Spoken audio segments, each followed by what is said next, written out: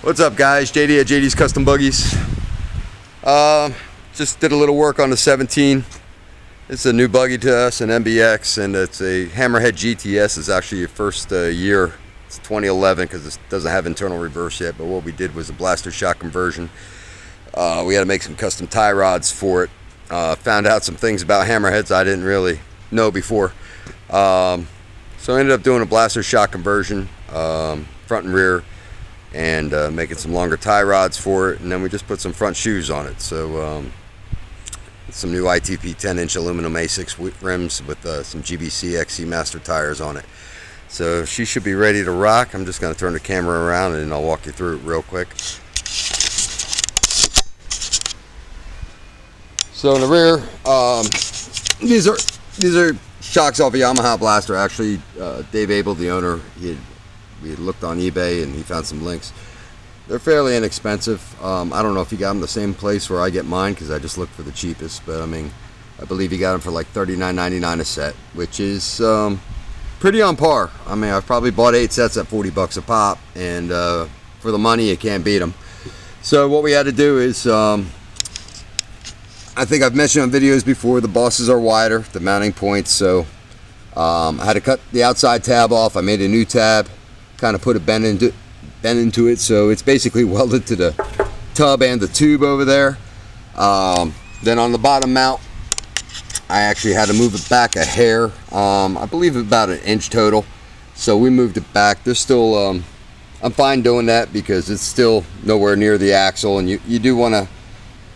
I've seen people on Earth Dogs where they'll extend the shock mounts and they'll do the bottom ones, and it ends up like being mounted right on the axle. You really don't want that. You want there to be some leverage, and the axle provides that leverage against the shock. So it's kind of like on the front when you're mounting your shocks too close to your ball joint. So same there. Now obviously when we're shopping on eBay we can't find a match set, so we got a set of white blaster shocks on there. Actually, they must have come from a different year because comparing them side to side, the coils are actually they're spread out, and there's like 1 or 2 less coils on here. So we figured that these might work better on the front, so we chose these for the front. Obviously some experimentation. If Dave ever wants to swap the shocks and see what works better, he can actually provide that feedback for me. What we did here was when we first mounted the shock, and it's been quite the melee this week, but these arms actually came off a Trailmaster that I already had. The bottom shock mounts are on it. We were trying to save time. I gave him a good deal on them, so what we did is, because I already had the shock mount on the bottom done, it provided me with some point of reference for doing the tops. So we figured it would save time, and it did save us a little time. Now, in the process, I don't know when we were setting this thing up, because I was working on 3 different things at the shop at the same time, and Dave was kind of just basically, what do I do next? And I give him instruction. When we ended up mounting the shock out, I didn't like where the top arm was angled. It was actually angled, the outer portion of the arm was actually angled up a little bit. I liked the way that it squatted and it sat in the low center of gravity, but I wasn't too sure about it. So what I did was basically made an extension brackets here for the front. We already had 2 points here. The old shock mount holes here, the new one was here.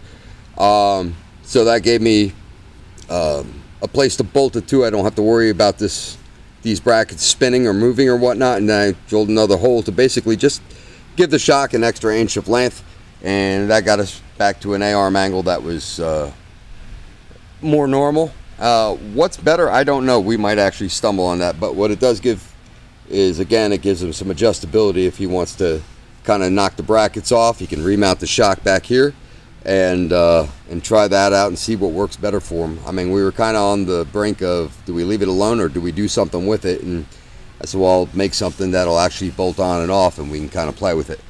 The tie rods, and what I learned about Hammerheads are this.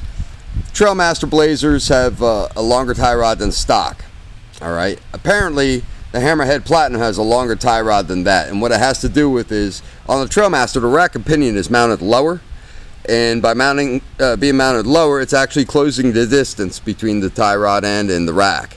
So the tie rod that it comes with, the Blazer, to use these longer arms, is actually about an inch shorter than what I've made here. What we found out is when we took off the tie rod sleeves to swap them out for the tie rod sleeves that I had on the Trailmaster that had all this, they were the same length. So apparently on the Hammerhead Platinum, the tie rod must be just a tad longer than that tie rod. So obviously now there's 3 different size tie rods out here for Trailmaster and Hammerhead buggies to, you know, the stock Blazer, and then apparently the Platinum must have a longer tie rod, because the chassis on you know, from the GTS to the GTS Platinum is basically the same. It just has longer arms, and the arms are the same length as the Blazer. So you learn something every day. So what I did was actually had some steel, some good steel stock. This is actually 1/8 inch wall. And the way I did this was I took the shortest tie rods that I had, which was the stock Trailmaster XRS tie rods. I cut them in half. And then what I did was I drilled this out. Now this stock I use here is basically the same stock that I use to make sleeves for Yerf dog arms when they wear out. And if I drill it the inside to a 1/2 inch, it actually is a perfect fit for the inside of an A-arm on a Yerf dog. So I did drill it out to a 1/2 inch. I actually took a 9/16 bit and kind of beveled it with the 9/16 bit, and then I put it on the press. I pressed both ends in. Once I did that, they weren't really coming out even if I hadn't welded them. But then I basically welded them in. So that's probably one of the strongest parts of the buggy as we speak. As far as the other side, basically the same thing I just went over, just duplicated. And then, like I said, as a finishing touch, we got a 22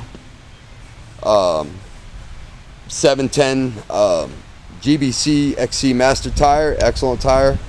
I believe we have XC Masters on the rear too, so we have a matched set of tires and wheels going on. We have 10-inch ITP A6 Pro aluminum wheels on the front. So I mean, this thing is pretty race ready. It's running really good. We've already done a gear set change in it. We've done some clutching. Dave's noticed a huge improvement. I know he's looking forward to getting to the track. So am I. So I can take the day after that weekend off. So looking forward to this being out there. Should be fairly competitive. It's hard to tell. I mean, you know, this thing could be super bad fast, on par, maybe a touch off and back to the drawing board. We don't know. It's hard to tell. A lot of driving experience is going to come into play there, but I'm sure either way he's going to have a blast. I know I'm going to have a blast being out there, and there's a couple other new folks that are going to be out there. So this is I'm really excited about this season. So